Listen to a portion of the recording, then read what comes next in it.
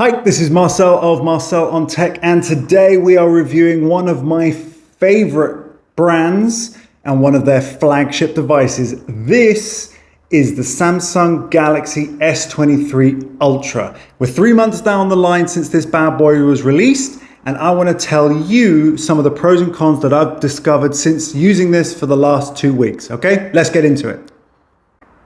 Right, so here we are. So about the pros and the cons of the S23 Ultra. Now you can see here that I've got the lavender version. I really have to say I'm loving this. This is somewhat of a feminine, almost pinky color or pinky hue to it, but it really is a really nice subtle cover. And I have to say, because it's got the Gorilla Glass on the reverse here, but it is frosted and not reflective, it really doesn't matter about fingerprints. You won't be getting any fingerprints on there, which is an absolute bonus. So that's enough about this side, because of course you see it once or twice, but really you're not going to look at it that much.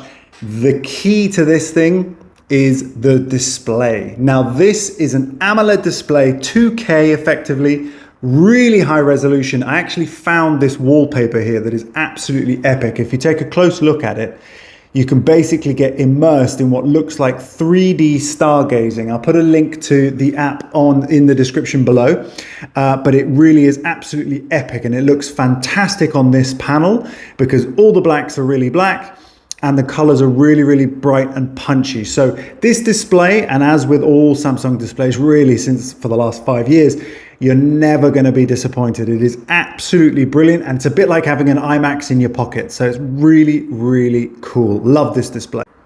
One of the other things that you're going to absolutely love about this device are the cameras. So I wanted to test this phone out because I know that it is going to have some of the industry leading cameras. So what have we got here? Well, we've got a telephoto lens. We've got a 200 megapixel lens, which is the highest of any at the moment on the mass market. We've got two 10 megapixel telephoto lens as well, and a 12. We've also got a 12 megapixel lens at the front here for the selfie shooter. And I have to say, when you're recording video in 4K, which you can do, of course, on the front, you can do 8K on the reverse, but you can do 4K on the front here, the panel and the image that comes out is unbelievable. It is super crispy, very smooth, really punchy colors. I have to say, I do like punchy colors. Some people prefer it to be a little bit more realistic.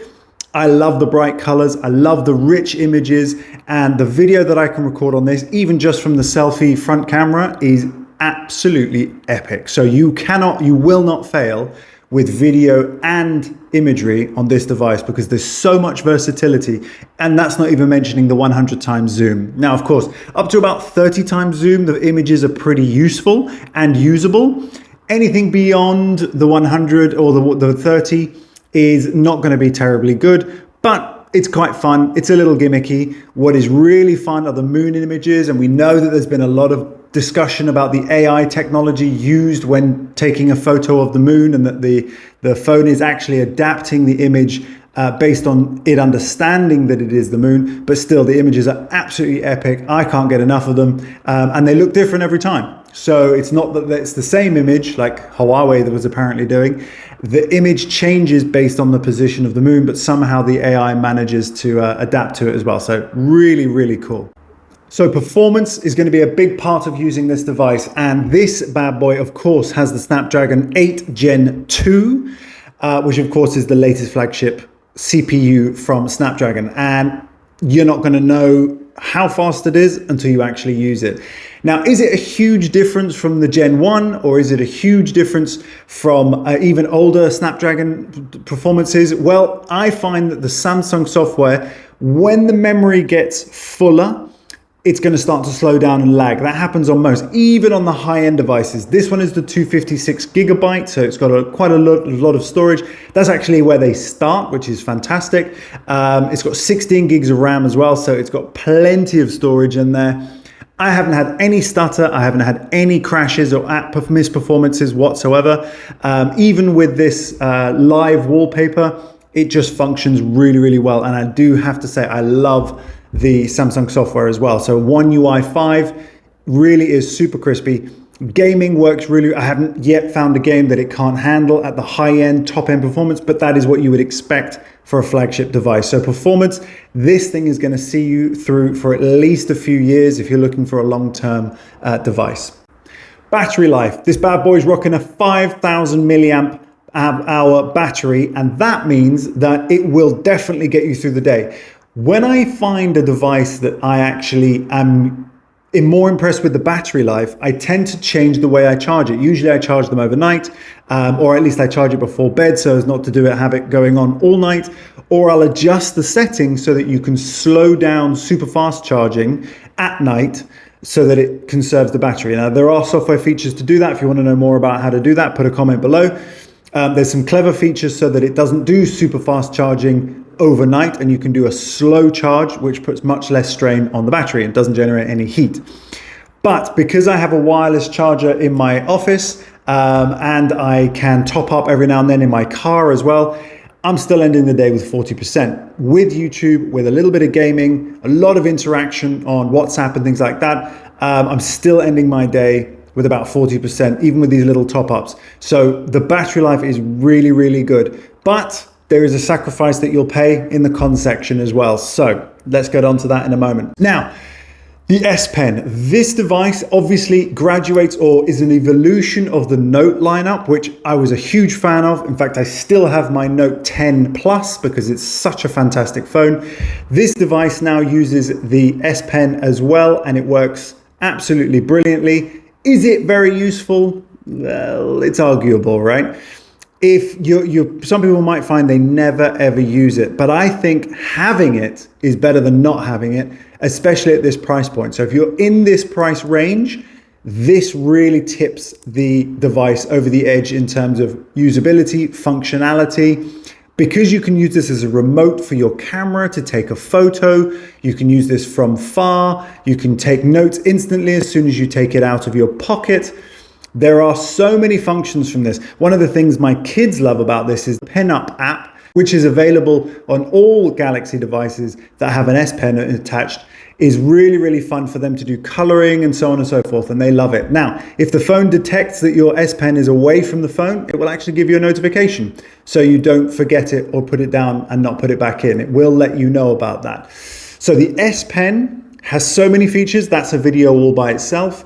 But the fact that it's available on this ultra range of the S23 or any of the S22 and forward is really, really fantastic and really valuable. I still love it. Will you use it? Depends on you as an individual, but I think it's a really valuable piece of equipment. Okay, now let's talk about the price. Now, this is the flagship device from Samsung. So as we know from the leading competitors like Apple, they have bumped their prices up to something really crazy at the moment, which makes it really, really difficult to compete. So Samsung have done exactly the same thing. And this starts at around 1,300 euros. And that's a lot of money. You can still get it on Amazon with certain price deviations, with certain sales. You might be able to get an extra like a watch or something like that. I managed to get this one for 1,100, which was really good. It's in pristine condition. It's absolutely awesome. Everything works perfectly, but that's a lot of money. It's a huge ask for what it is, but you do also get the DeX software, which I didn't actually mention in my Pro section, but DeX is the built-in secondary software system that absolutely is mind-blowing in terms of it being a secondary system to Android, which is obviously what it runs on. If you are to connect this to a computer or a monitor or your home TV, you can actually have a completely separate DeX system or software system that allows you to use the phone like a computer. If you want to know more about that, then put a comment below and I will happily make a video about DeX because it is a fantastic system and it gets better and better and better. And Samsung offer it almost like a sleeper software program within all of their flagship devices. So it's really, really cool. But the price is gonna be on the higher end, and until you can get real offers or discounts, this device is worth 900 to 1,000 euros for sure, based on everything that it can do and what it provides. But that higher end price bracket of 1,400 and more, if you get the larger storage memory, is going to be a massive ask. So this device does come in pretty huge. It's 6.9 inches across. That is a hell of a handful, as well as heavy. It is pretty thick. It's actually a little thicker than the S22, but the dimensions are exactly the same. And that was what I was actually going to mention in relation to value. If you are looking to get this phone, but your budget doesn't allow fully to go this far, definitely consider the S22, because the differences between the S22 and the S23 are not huge. They really aren't. It's not a big difference, and it is well worth considering getting the S22 because you can get it. And I've seen it for prices in and around 600 euros, which is an amazing price. You're also going to get security support and software updates for 4 years, sometimes 5. And that is industry leading. Even Google don't offer that on their Pixel devices for that duration. Samsung actually has the leading time frame for the number of software updates that you're going to get. So it really is quite profound how much support you're going to get, even if you get the S22, or if you especially get the S23, which of course is the 2023 flagship. So the downside is, of course, is that you will be missing some of the old favorites. There is no headphone jack on this device, and I think we can safely say the headphone jacks are pretty much gone from all flagship devices, or at least most. But obviously the wireless technology in relation to wireless earbuds or headphones is massive now, and I've been testing those out. Check out some of my videos for the wireless earphones that I'm testing at the moment. It's another one coming out very, very soon regarding the Sonys. It is a heavy device as well, so in your hand you're going to feel that you've got a very large phone in your hand, in your pocket, in your bag. You're definitely going to know it's there. You're definitely very likely going to want to wrap it up. I bought this very simple skin that is actually a frosted black color that's really, really cool. Makes it very subtle. Very good protection for it as well, and fits perfectly on the device. But I do love to get it out of its jacket because it is just such a very pretty, I do love the boxy shape of it. I find that the corners are just slightly less rounded on this one than the S22, which make it better and more grippy. And because of the frosted back, those were smart design choices for sure. But is it worth the expense of getting the much more? Well, that's up to you. I think in conclusion, this is an excellent device. It's an A+ device, both for software, speed, gaming, cameras, video. The screen is unreal, but obviously the drawbacks are the size and the price. But otherwise, you will not be disappointed if you get this device. So if you've got the money to invest, it's a winner. It's an absolute winner. And even the ecosystem is getting a little bit better and better with Samsung in relation to DeX and the earphones and so on. So if you've got any questions, do let me know. Otherwise, thank you so much for watching the video. Really appreciate it. There's more to come, specifically more talking about wireless earphones, as I mentioned before, and keep an eye out for any of the new updates coming very, very soon. Otherwise, thank you so much. Don't forget to like and subscribe, and I'll see you in my next one. Bye-bye for now.